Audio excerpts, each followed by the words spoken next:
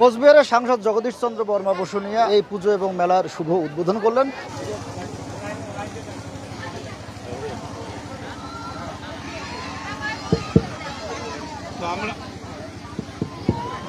আজকে এই ডুমনির পাঠে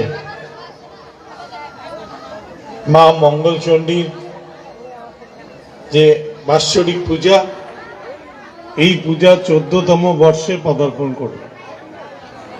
আমি প্রায় যখন থেকে বিধায়ক ছিলাম প্রত্যেকবারে এই পূজা উদ্বোধনের জন্য আসতাম।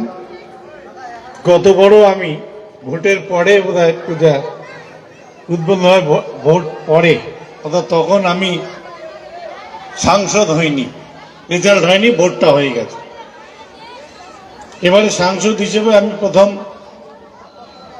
এই ডুমনির পাড়ে মা মঙ্গলচণ্ডীর এই মেলা উদ্বোধনের জন্য এসেছি। আপনারা সবাই ভালোভাবে জানেন যে মা মঙ্গলচণ্ডীর পূজা এটা আমাদের কাছে, বিশেষ করে মায়েদের কাছে একটা খুব ভক্তি শ্রদ্ধা সহকারে এই পূজাটা তারা করেন। আমরা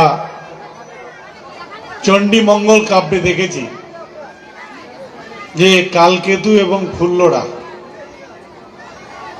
কালকেতু একজন ব্যাত ছিলেন, তার স্ত্রীর নাম ফুল্লরা। তিনি এত ভক্তি ভারে মা মঙ্গলচণ্ডীর পূজা করেছিলেন বলে পরবর্তীকালে সে কালকেতু এক নগরের রাজা হিসাবে মা মঙ্গলচণ্ডী তাকে প্রতিষ্ঠা করে। যে মায়ের কাছে সন্তান যদি কাতর কণ্ঠে কোনো জিনিস চায়, মা কখনো ফেরান না, কারণ মায়ের মন। আমরা বাংলার মানুষ সম্প্রীতি নিয়ে, হিন্দু এবং মুসলিম যে ধারা নিয়ে আমরা যুগ যুগ ধরে চলে আসছি, সেই ধারা যেন আগামী দিনেও সমানভাবে প্রবাহমান হয়, এই আবেদন আমি সবার কাছে রাখছি। মেলা চলবে 10 দিন ধরে। মেলায় মা বোনেরা আসবে, মেলায় আমার ভাইরা আসবে। কোথাও মেলায় যাতে কোনো প্রকার অপ্রীতিকর ঘটনা না ঘটে, মেলা কমিটিকে সজাগ দৃষ্টি দিতে হবে।